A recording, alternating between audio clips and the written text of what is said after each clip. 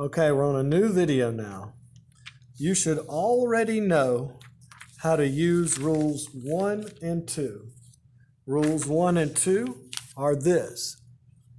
If you cross the stairs from a tall row, you know the oxidation number, so you can just add "-ide". Rule number 2, if you cross the stairs from the middle, you need to use a Roman numeral because you don't know what the charge of these is. You don't know what the charge is. Okay, they have multiple oxidation numbers, all right? So now I'm going to introduce something new, and that is on the top of page 7 on the right-hand side. These are called polyatomic ions. You do not have to memorize them. They're always given to you. Polyatomic ions are groups of atoms that always act together like they're one atom. Here's an example. CO3, -2, acts like one atom. It's one card with a -2 charge, okay? If we look at another one, how about we look down here at, say, SO4, -2. That's called sulfate. SO4, -2, okay? That's a polyatomic ion called sulfate. It acts like one card. So what if we put a calcium with that? Calcium is +2. All right, well look, that's balanced out. So CaSO4 is just called calcium sulfate. And this would be rule number 1. Because calcium comes from a tall row, so we're still just following rule number 1, but now we don't add "-ide".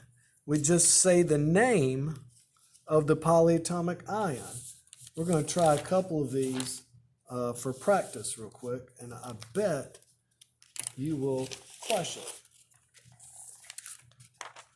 How about look this up? Look up the name of ClO3 -1. Look that up on the top of page 7, okay? And you'll find that the name of that is chlorate, okay? And what if we wanted to put lithium? Lithium's +1. Do you think those two cards are balanced, +1 and -1? Yep. The formula for lithium chlorate is just LiClO3. That's it. But what if we had, say, this guy? What if we had a card that looked like this? That's titanium, and then we'll have chlorate here. Notice these two are balanced out. But titanium is from rule number what? Titanium's from the middle. It's a transition metal. Titanium's from right here. So titanium is going to follow rule number 2, which means we need to use the Roman numeral. TiClO3 would be called titanium 1 chlorate. So we're still using the same rules. We're just naming the polyatomic ion. And like I said, you don't have to memorize these. They're given to you on their tables, right? So let's look at another problem you might have writing one of these. What if we had OH -1? Look up the name of OH -1 and you'll find that it is called hydroxide. Okay? Now what if we needed to put a calcium with hydroxide? Calcium is +2. Calcium's always +2. All right? So if we had this calcium card and this hydroxide card, that's not good. That's not balanced. What do you think we're going to need to make these cards equal? That's right, we're going to need another hydroxide card.